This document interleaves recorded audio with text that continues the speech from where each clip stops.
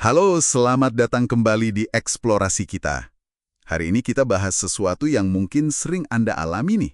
Gimana kalau strategi perusahaan terasa, nggak jelas, atau berubah-ubah terus? Bingung kan? Nah, kita akan coba bedah ini pakai beberapa panduan dari HBR. Fokusnya ya, itu soal dasar strategi, perumusan sampai adaptasi. Misi kita, gimana caranya tetap fokus dan efektif waktu arahnya. Ya gitu deh, nggak pasti.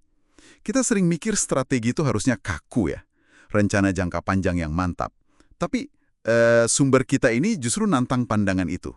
Apalagi kalau asumsi lama udah nggak relevan, atau pasarnya, wah nggak bisa ditebak. Intinya kan strategi itu soal fundamental, gimana nilai diciptakan, gimana kita bersaing. Nah, kebingungan pertama sering dari kata strategi itu sendiri kan. Sumber kita bilang, eksekutif kadang salah kaprah, menyamakan strategi sama target angka, misalnya omset sekian miliar, atau cuma deskripsi proses kerja. Padahal itu bukan strategi intinya ya. Betul sekali, itu jebakan yang umum banget. Strategi sejati itu bukan soal waktunya panjang atau pendek, tapi lebih ke bagaimana bisnis Anda itu ya beroperasi secara mendasar. Justru pas pilar-pilar industri goyang, entah karena teknologi baru atau apa, nah strategi harus bisa berubah dan seringkali harus cepat. Kalau kita kaku banget sama rencana jangka panjang, wah bisa-bisa kita nggak lihat sinyal perubahan. Oke, nah ini menarik. Sumber kita juga bahas soal gaya strategi.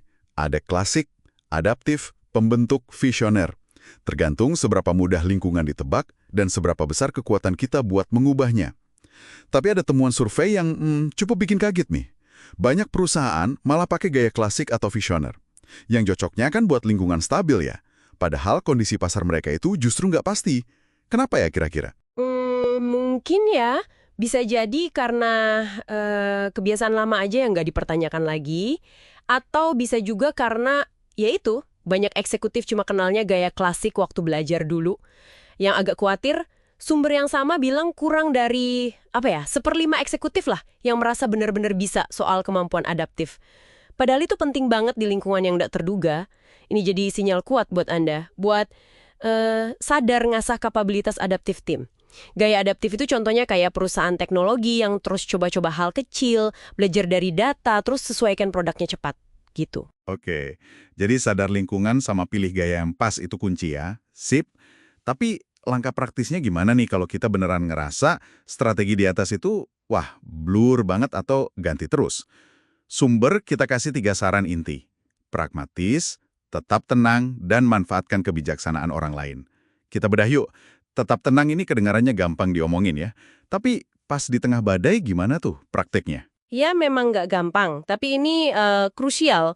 Tetap tenang di sini bukan berarti nggak boleh ngerasa apa-apa ya, tapi lebih ke mengakui ada ketidakpastian, tanpa jadi panik atau malah nggak bisa ngapa-ngapain. Kuncinya di komunikasi terbuka sama tim Anda. Akui aja perasaan mereka, frustrasi, khawatir, itu wajar kok. Tapi tunjukkan Anda sebagai pemimpin itu komit jaga stabilitas emosi. Ketenangan Anda itu jadi kayak jangkar, biar tim tetap fokus, tetap bersatu, sambil nunggu arah yang lebih jelas. Wah, jadi jangkar emosional tim ya? Penting itu. Terus, kalau bersikap pragmatis, maksudnya gimana dalam konteks ini? Pragmatis itu artinya fokus ke hal-hal yang bisa Anda kontrol sekarang, saat ini, di tengah ketidakjelasan itu. Jadi daripada mikirin strategi besar yang masih abu-abu, mending lihat fakta di lapangan. Cek lagi, kebutuhan pelanggan beneran berubah nggak sih? Kompetitor gimana geraknya secara nyata? Nah, data konkret ini jadi dasar buat diskusi dan ambil tindakan.